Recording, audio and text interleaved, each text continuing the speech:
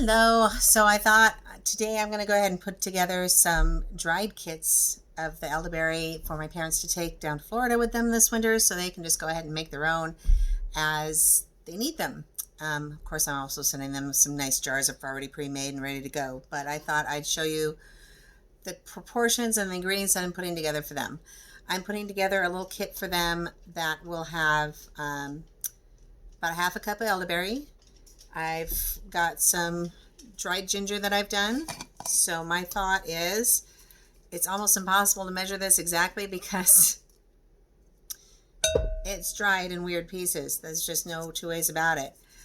But this is going to be a smaller batch that they can make just a little bit at a time. So about a half a cup of my dried elderberries. I'm going to put that much ginger in. I've got about a tablespoon of rose hips in here. And I'm just going to go ahead and tie into a little bundle so we don't have to worry about them running loose in our elderberry mixture and having to strain the ever-loving crap out of it in case they turn into mush. The reason I'm doing this is because the rose hips have got these itty-bitty little hairs in them. And I found them to be very irritating. So I know there's better ways to do this, but this is my solution. Make a little bag and throw it in there.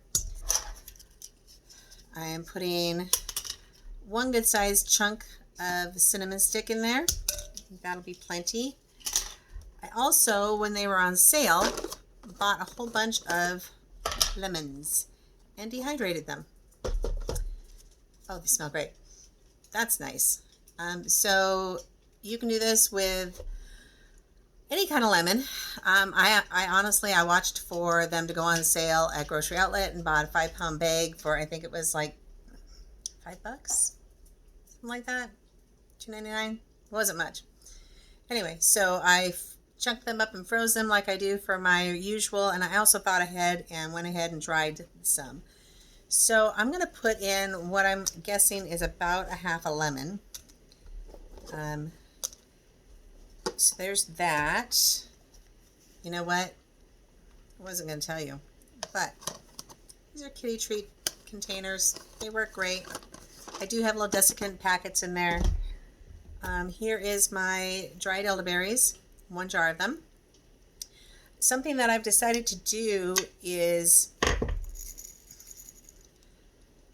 I was able to find on Facebook, and this is something that you can, I found these for sale locally. This is an old instant coffee jar. It's glass, so it's a nice container to keep. These were actually scented candles. Let's clean them out really, really, really good, and you can reuse them for storing dried things in. I'm finding that to be a really helpful, useful thing. Excuse me while I reach down here and grab a measuring cup.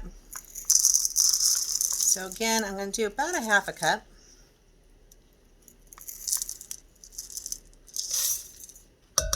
Now, when they're cooking this back up, Mom, Dad, if you're listening, when they're cooking this back up, what I'm going to have them do is go ahead and put it in a crock pot, just a small crock pot. Then it will be all ready to go, along with nice little baggies that say complete kit, just sweeten. Had a slight issue with Mom forgetting to check that all the ingredients are already in there. The last kit I gave them, so she added more cinnamon. A lot more cinnamon. Dad's not a fan of cinnamon, so it ended up being a little bit less appealing to him. So there it is. There's all your ingredients that you need to make a small batch. You'll probably only make a quart, maybe 2, but that's enough to keep it fresh and to cook a small batch at a time, and that's totally fine. So with this, I would go ahead and put this in a crock pot, and I would probably put 4 cups of water in with this, and then keep an eye on it. If it looks like your proportion of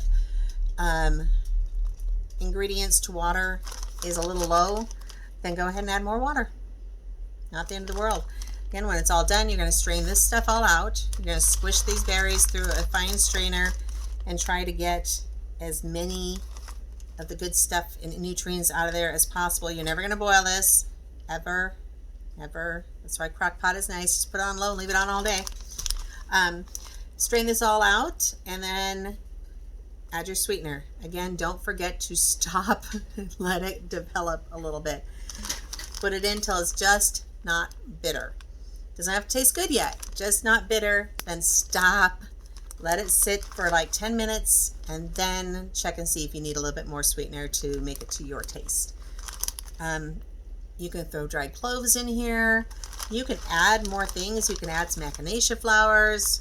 You can add other things to this to make it your own and to be to your taste and whatever ingredients you feel like you need. But that's how I'm putting together a nice little dried package for my parents to take out of town.